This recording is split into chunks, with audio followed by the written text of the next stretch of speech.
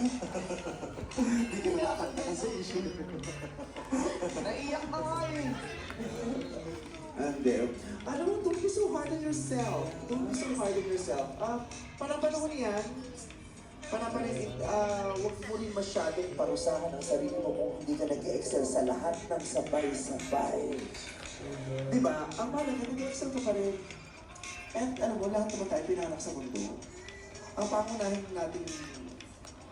pangunahing regalo na matatanggap natin pag pinanganak tayo sa mundo, ay yung mabuhay. Diba? Just live.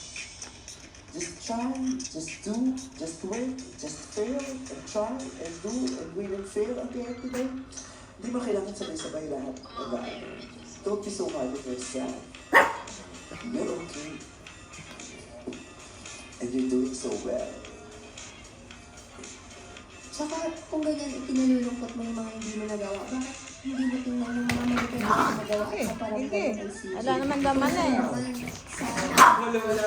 Wala naman laman na eh. Tama. Kaya ba gusto mo maging top 5 o so? Ano?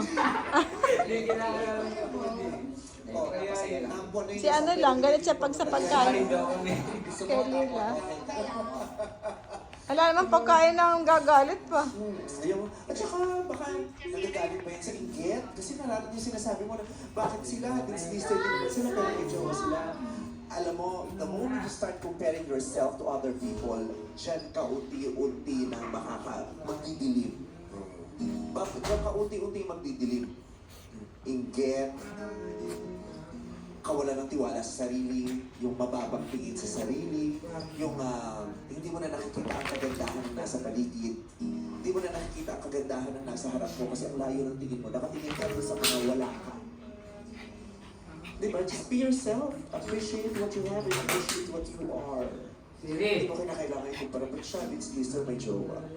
Yeah. And sister nga siya, may jowa na siya.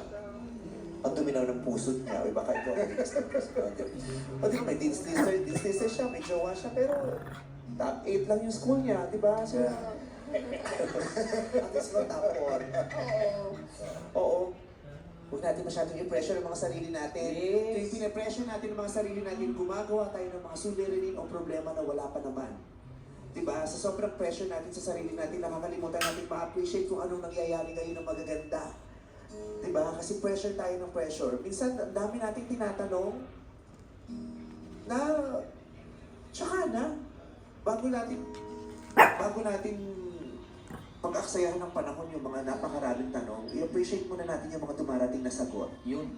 Kasi ang dami nasasagot every day, all the time, every minute of the day, may mga nasasagot na tanong mo, mga tinanong mo last year, tinanong mo kahapon, o ipinagdasal mo kahapon. Pero nung ibinigay sa'yo ng Diyos, hindi mo napansin. Kasi busy-busy ka kaya isip agad yung sa mga na gusto na matanggap na naman sa susunod pa.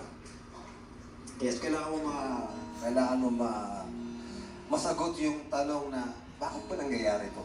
Kasi lahat naman ng mga pangyayari yan kasi may rason eh. So Yes. kailangan mo masagot yun. Bakit mo nangyayari? Lahat may dahilan. Hindi iisip ba?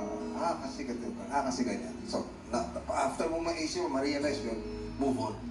Kasi kung napako ka lang dun sa pag-iisip, medyo...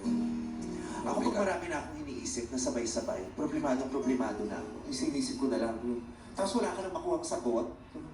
Ay, bahala na. Ang mahalaga buhay ako.